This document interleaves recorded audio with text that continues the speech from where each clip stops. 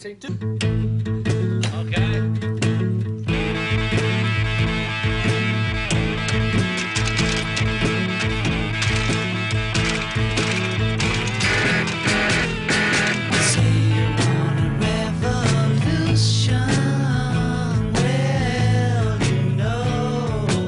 Greg Burnham's interest in this case began almost immediately, since as a child he attended the services for JFK in Washington. Burnham appeared in the Guilty Men episode of the Man Who Killed Kennedy series on History Channel, where he discussed JFK's Vietnam withdrawal policy and JFK's intent to dismantle the CIA in his second term. He also appeared in the exhumation of Lee Harvey Oswald, the Norton Report on the Discovery Channel, and the infamous grave sites on the Travel Channel, Burnham also appeared in a documentary about the final disposition of JFK's casket, which was aired in 1999, concerning its having been dumped in the ocean in 1966. Burnham is also a founding member of the JFK Research Assassination Forum, and Burnham was the first guest on Leno Sanik's Black Op Radio, and has been also a guest on many radio stations, including COPA radio in Los Angeles and Radio Liberty, among others, to discuss the JFK case. Greg Burnham.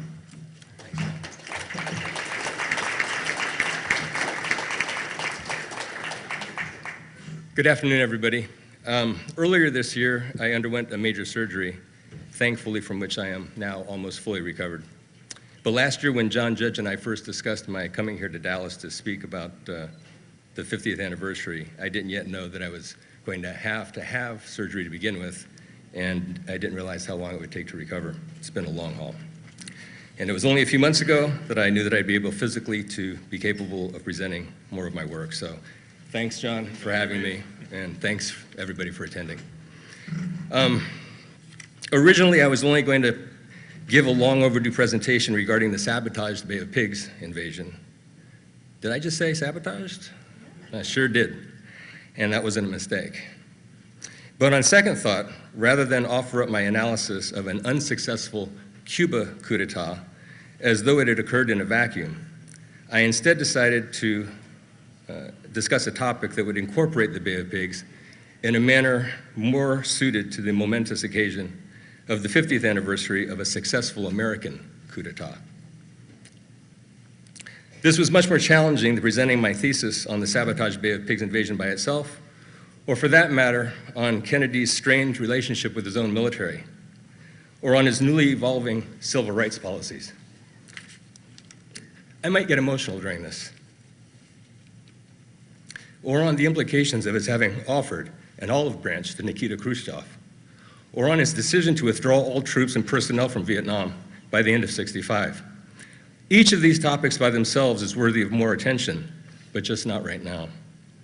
Those who know me well and are familiar with my work were not terribly surprised to find out that I wasn't even slightly tempted to pursue a genealogical background check on one Lee Harvey Oswald, or to seek to positively identify the so-called three tramps, or definitively rule in or rule out a host of federal agencies, or otherwise engage in a parlor game called I Think I Know Who Done It.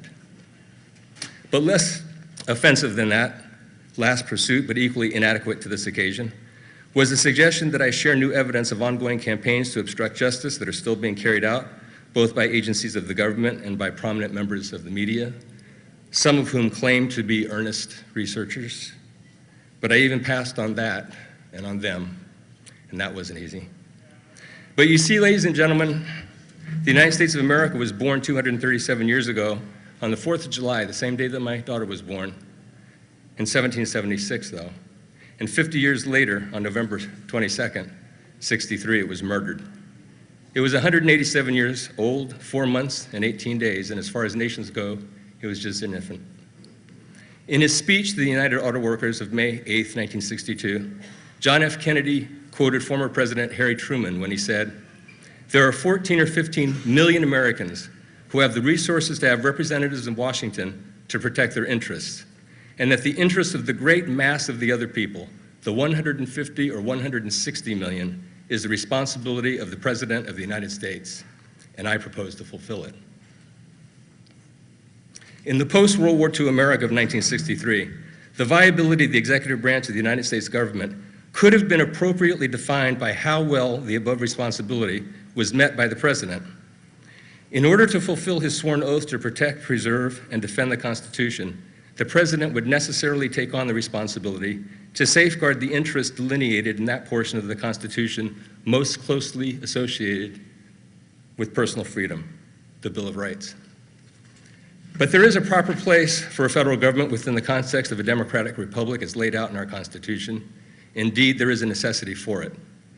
Although such necessity is an inevitable consequence of maintaining a union, the undesirable side effects associated with it must be mitigated, else they will threaten to destroy the very liberty for which they were designed to preserve.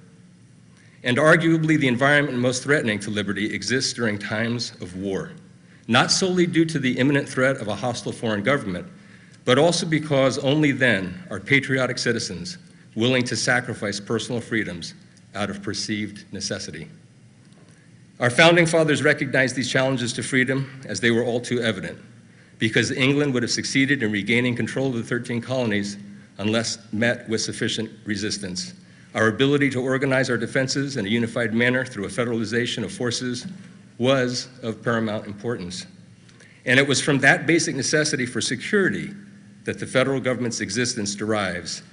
And it is through perpetration of such a need, now termed national security, that the federal government justifies its continued expansion to this every day. And by logical extension, the prospect of a sustained peace threatened to challenge that expansion in 1963, much as it does today. While it is true that the federal government has taken on countless additional responsibilities since its inception, it is also true that a great number of these are wholly self-serving and without any direct benefit to the interests of the great mass of the other people to whom John Kennedy promised his allegiance. Instead, they serve only the interests of the vast military-industrial complex's unholy union between the Department of Defense and corporate America.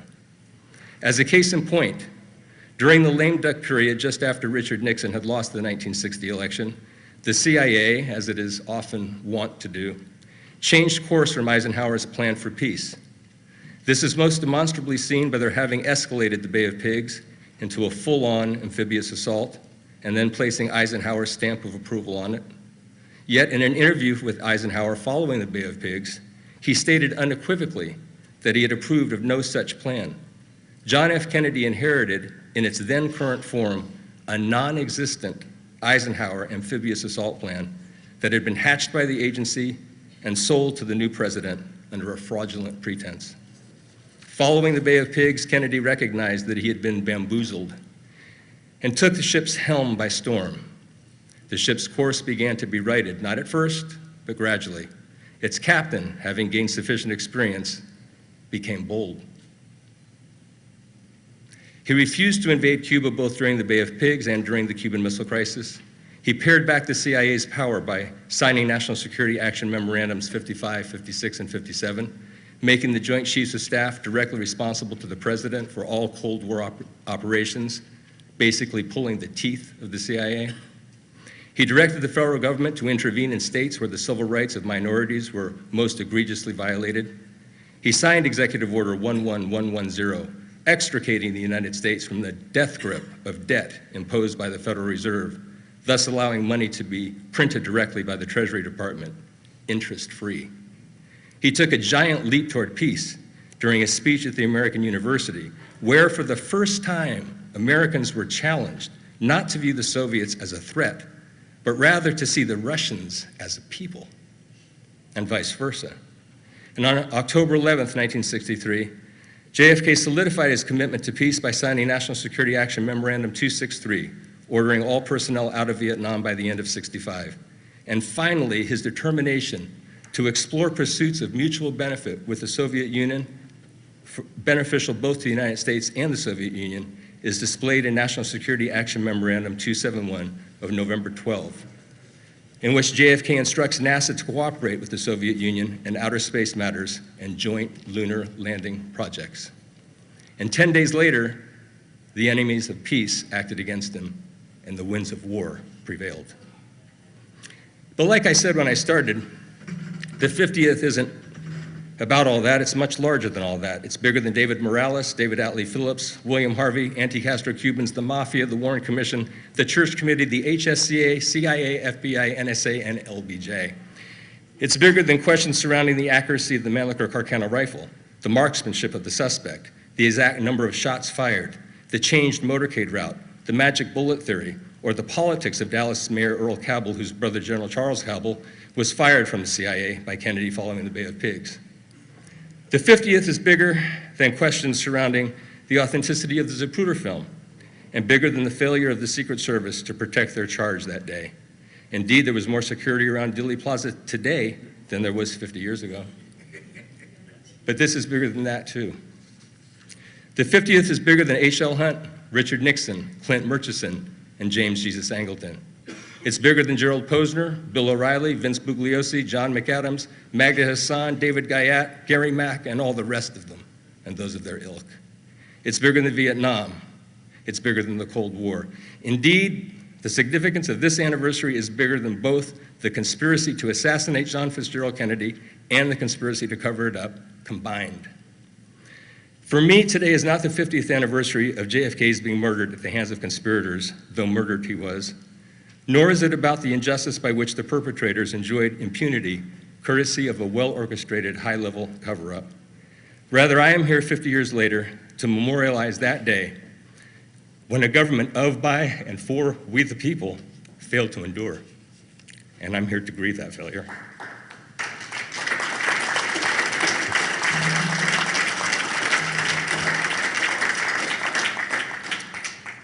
The success of a democratic republic such as ours depends on the Founding Fathers' concept of three distinct and separate, fully functional branches of government. When one of those branches is rendered impotent, relegated to a position of inferiority, or as in this case, effectively disemboweled, then the system upon which such a republic was anchored will drift aimlessly, directed by the tides and the wind, until someone or something retakes the helm. But since 1963, the helm has been left unclaimed by whoever has occupied the Oval Office. And under the circumstances, you can hardly blame them. But all too often, in the absence of such leadership, the something that has ended up taking over has been war and the war machine. I cannot speak for all researchers, only for myself, and perhaps for some of us who recall John F. Kennedy's words that cold winter day in January of 1961, instructing us to ask ourselves, what can we do for our country? Some of us believe the answer is demonstrated by our commitment to hold government accountable to we the people, as our Constitution informs us is not only our right, but also is our duty. But we are challenged to find a way by which to accomplish it, one that is historically significant, personally meaningful to each of us, responsive to the needs of our fellow citizens, worth passing on to our children and future generations, all the while preventing the positive elements of government, of which many still remain, from perishing. Thomas Paine said, "An army of principles can penetrate where an army of soldiers cannot." What must be accomplished need not be done at the expense of irresponsibility, resulting in riots, lawlessness, or civil war. In short, I'm certainly not seeking revenge. I'm not even seeking justice anymore.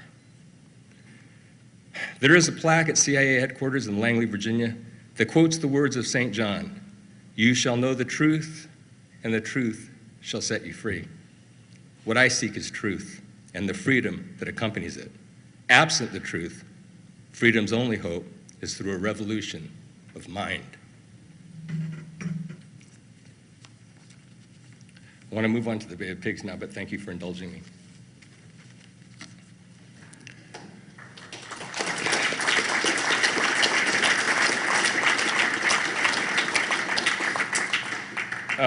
So how does JFK and the Sabotage Bay of Pigs figure into all of this?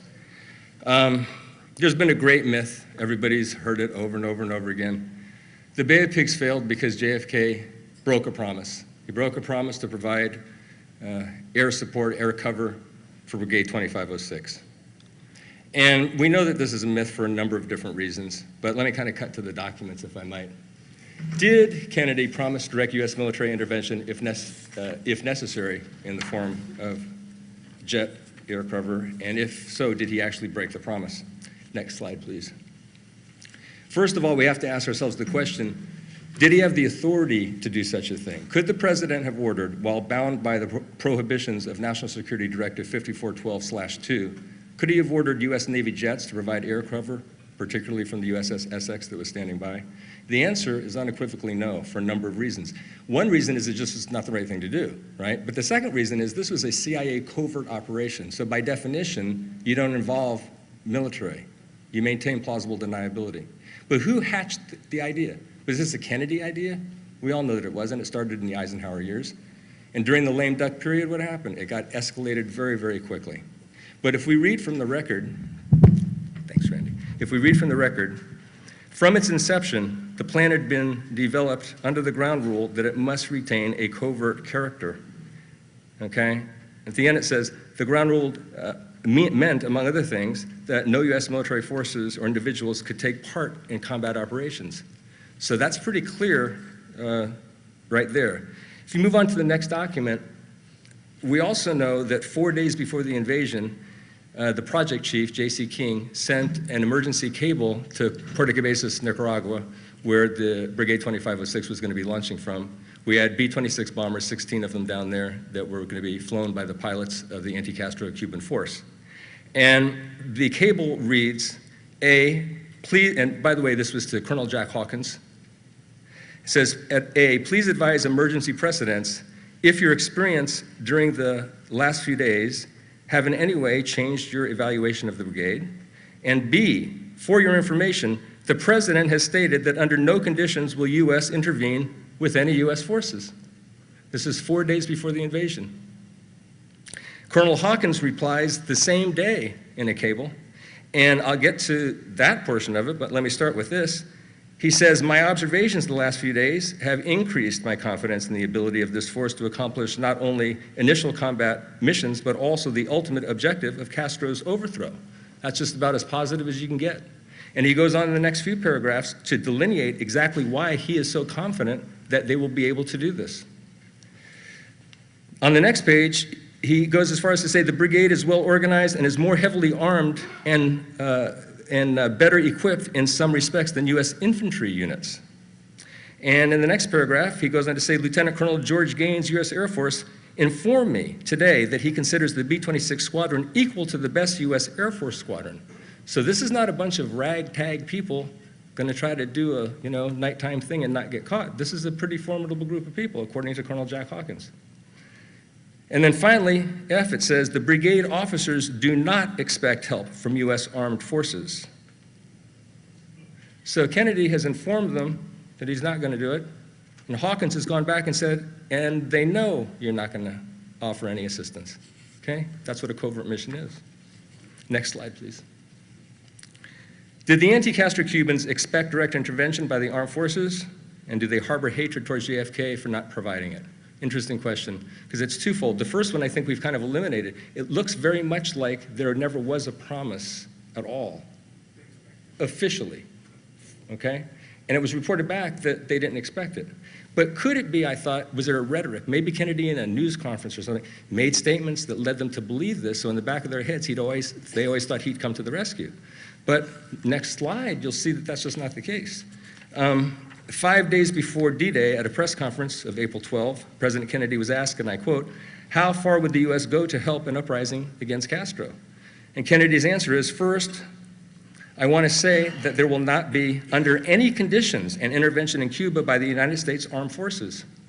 So this isn't something they did that they got off the airwaves, okay? They got it from somewhere, though. I think somebody said the letters of some agency here earlier that might be somehow responsible for this impression. If you go to the next slide, folks, yes, Gary. Yeah, but that memorandum is to Maxwell Taylor from the Cuban Study Group, but it is referencing a cable that went out on April 13th. Okay? Everybody with me on that? I don't make those kind of mistakes, Gary. I'm not a doctor. No, I'm kidding. Thank you very much. No. The memorandum to the Cuban study group that went to Maxwell Taylor happened obviously after the invasion was over. So when Kennedy, which is I'm getting to right here, Kennedy appointed the Cuban study group, and everyone involved in it had to report to the Cuban study group. So one of the things that was reported was this cable was uncovered that was sent on the 13th of April before the invasion, but the date of the memorandum, like Gary pointed out, was the 26th. So the Cuban study group consisted of 4 people: General Maxwell Taylor, highly decorated, highly celebrated officer who had retired. Kennedy brought him out of retirement. He didn't have a dog in the fight, right? He wasn't even technically in the military at the time that this happened. He is very familiar with these types of operations, or at least operations. I don't think there was ever an operation quite like this one. Allen Dulles, DCI, had to be involved with this. The Chief of Naval Operations, Arleigh Burke, was in support, far off the coast of Cuba, not that far off, but there for support purposes. And of course, the president's brother, Robert Kennedy. The document that you're looking at there, the top of it, it says the immediate cause of failure of Operation Zapata. And it goes through a list of various things that contributed heavily to the failure, ultimate failure of the operation. But of all of them, listed in item number 8, when we get there, it says the effectiveness of the Castro Air Force over the beach resulted from a failure to destroy the airplanes on the ground before or concurrently with the landing. And further down in number 8, it says, the cancellation of the airstrikes planned at dawn on D-Day, the last mentioned was probably the most serious, as it eliminated the last favorable opportunity to destroy the Castro Air Force on the ground. And it goes on to say at the bottom, finally, there was the failure to convey the issue to the president when the opportunity was presented and explained to him with proper force the probable, excuse me, my eyesight is going, military consequences of a last-minute cancellation. Next slide, please. So what happened was, initially what the plan was, the State Department was afraid of having airstrikes into Cuba because they want the United States to always look innocent and everything. And the military said, if we don't control the air and Castro gets his planes off the ground, they'll be sitting ducks. So the CIA came up with a plan to accommodate both sides. If we're gonna get control of the air, we need to eliminate everything on the ground, so we'll fake it. We'll have some of the B-26s from Puerto Cabezas hit as many planes on the ground as they can 2 days prior to D-Day, hopefully get them all, they probably won't, but hopefully get as many as they can, then fly out of there, land over Miami, have one of them hop out of the plane, it'll look like it's a Castro Air Force plane, he'll claim he's defecting from Castro, and that he blew up as much stuff as he could on his way out. Sounded like a good CIA plan. So they knocked out a whole bunch of stuff, right? There was 10 T-33s, maybe 11. They knocked 7 of those out. There were 3 or 4 remaining. A couple of Sea Furies they knocked out. A couple of those were left. I think they knocked out a Lodestar as well. A couple of B-26s, right? But T-33s are maneuverable jets. So are Sea Furies. They're not jets, but they're very maneuverable. B-26s are not maneuverable. Prouty's office is the one who outfitted them with 8 50 caliber machine guns in their noses. So when this guy lands and claims this, well, next slide, please. Castro at the UN screaming at Stevenson. He's saying, are you kidding me right now? This isn't my plane. My planes have plexiglass noses. They don't have opaque noses like that. I don't have 50 caliber guns, and the markings are wrong. So Stevenson's not even been read in on the mission. He doesn't even know what's going on, so he denies it vehemently. Turns out, when he's faced with the evidence, that he was wrong. So he either looks incompetent, not trusted by the administration because he's not in the loop, or he's just lying. Any way you cut it, he doesn't look good. So he gets upset, to say the least. He gets on the phone with his boss, Rusk, and over the next 24 hours, he prevails on Rusk to order the cancellation of the D-Day strikes that were supposed to take out the remainder of Castro's Air Force while they were on the ground. That was always a part of this, okay? So Rusk goes for it. He calls George McBundy. George McBundy, McGeorge Bundy, I say it wrong sometimes. My friend Phil Dragoo says McBoy George Bundy. But so Bundy calls Cabell on the phone and tells him to cancel the strikes. Cabell, are you kidding me? This is essential. Bundy says, Cabell, if you want to take it up with somebody, you have to take it up with Rusk. Cabell calls Rusk, if you go to the next slide, please. Now, when the Cuban study group met, as we were talking before, everybody submitted memoranda of what went wrong, what happened, and then they also got grilled by the 4 people on the committee, okay? So very interesting that Cabell called Bissell and said, hey, let's go over to Rusk's. He calls Rusk up on the phone, says, can I go to the office? So they all meet at the office, right? And Cabell and Bissell, in their own words, and they both signed off on this, say the following. Next slide, please. So I'm going to ask a question first, and then I'm going to answer it with their answers, and they were no Kennedy lovers. Did the president cancel the D-Day airstrikes? The answer is no. At about 9:30 p.m. on 16 April, Mr. McGeorge Bundy, special assistant to the president, telephoned General Cabell of the CIA to inform him that dawn airstrikes the following morning should not be launched until they could be conducted from a strip within the beachhead, et cetera. Okay? Next slide. The original one, I'm not positive. Well, I think it originated in Nicaragua, but then it landed in Florida. That's my understanding. Thank you. Okay. So, but the most important part of it is that it landed in Florida. When the president was made aware that the cancellation of the airstrike was being considered, and he was not made aware, how do we know? Again, this is from their own words. It's also in the Foreign Relations of the United States, but in their own document, Cabell and Bissell say this. The Secretary of State indicated subsequently that Cabell and Bissell's presentation led him to feel that while the airstrikes were indeed important, that they were not vital. However, he offered them the privilege of telephoning the president in order to present their views to him, and they saw no point in doing that. So Kennedy was left out of the loop. So next slide, we've got Bissell and Cabell, and we've got Rusk. And between the 3 of them, for all I know, they sat around and played poker that night, drank some martinis, had some cigars, and said, gee, do you think that he'll cave tomorrow morning when he sees those guys dying on the beach? Think maybe we can get him to break NSC 5412? He's a young president. He's only been in there for a few months. Just want to comment real quick. Another example, you know, the thing that really bothers me is this information is available. Anybody who wants it, you can find it. You can figure it out for yourself. You don't have to take my word for it. But you can go anywhere and you can look at almost anything on the internet. You can go from Britannica, which I've done, to Wikipedia, which I've done, to wherever you'd like to go.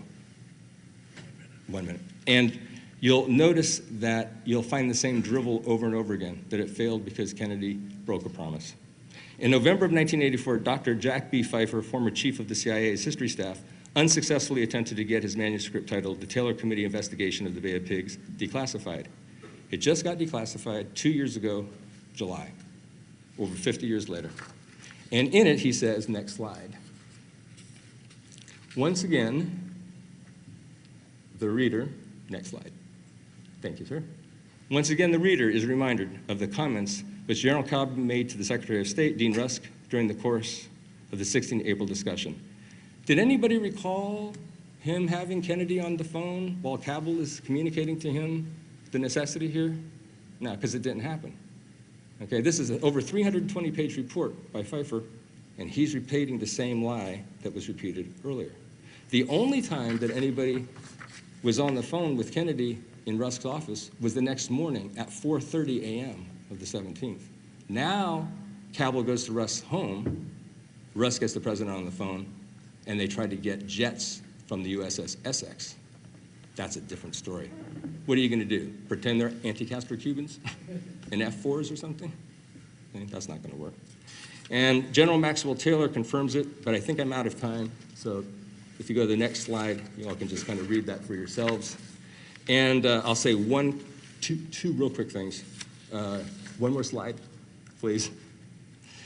I always said to myself, you know, I understood why Dulles was forced to retire and why Bissell and Cabell were forced to resign, right? Cabell and Bissell did not communicate to Rusk with enough intensity, and they passed up the chance to ask the president. They deserved to get fired. But what happened to Bundy in this? Why was he not fired? Turns out he offered his letter of resignation. He didn't put his picture on it like I did, but he offered his letter of resignation, and he apologized for how he served the president during the Castro situation. Kennedy must have tucked it into a drawer. He didn't exercise it. And just last week, I checked Wikipedia's account of the Bay of Pigs, and here's what it said. Late on 16 April, President Kennedy ordered cancellation of further airfield strikes planned for dawn on 17 April to attempt plausible deniability of U.S. direct involvement. There it is in Wikipedia, the place where most American goes for their information, unfortunately. And guess what? You want to know who wrote that? Mr. Peter Kornbluh, the director of the Cuban director of the Cuba Documentation Project for the National Security Archives, in his book, Bay of Pigs Declassified, the secret CIA report on the invasion of Cuba. Even he's got it wrong. Thank you for your time.